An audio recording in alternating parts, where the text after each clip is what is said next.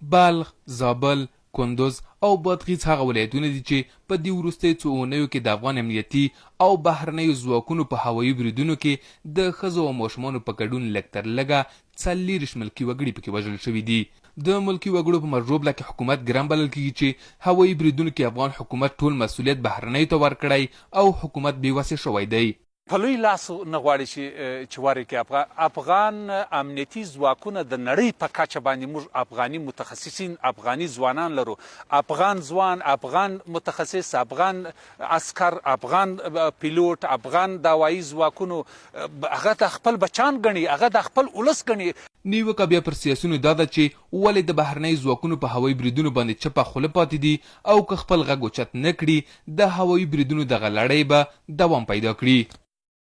د موږ ټول سیاسي احزاب په شمول د حکومت خاموشي اختیار کړې ده. دا د مل سره نوره جفا ده.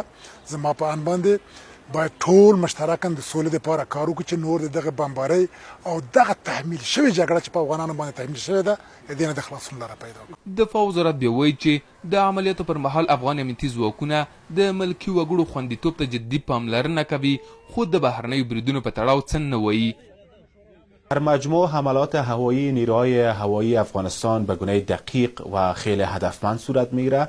زمان در یک منطقه نیروهای هوایی افغانستان زمان میخواهند که حمله را اجرا بکنن، اون منطقه از هر لحاظ مورد ارزیابی قرار میگیره. زمان 100% مطمئن شوند که در صورت اجرای حمله به افراد ملکی آسیب نمیرسه، بعد حمله صورت میگیره. د ملکی وګړو د خوندیتوب لپاره په امنیت شورا کې یوه اداره جوړه شوې چې د ملکی وګړو د وژل کېدو کچه راکمه کړي. هڅه مو وکړه چې په دې تړاو د هغوی نظر هم له ځانه سره ولرو، خو د پرله پسې اړیکو سره هغوی څه ویلو ته حاضر نه شول. تحلیل دا دی که د ملکي وګړو مرژوبله ونه درول شي، احتمال شته چې د جګړې اور یو ځل بیا تازه شي.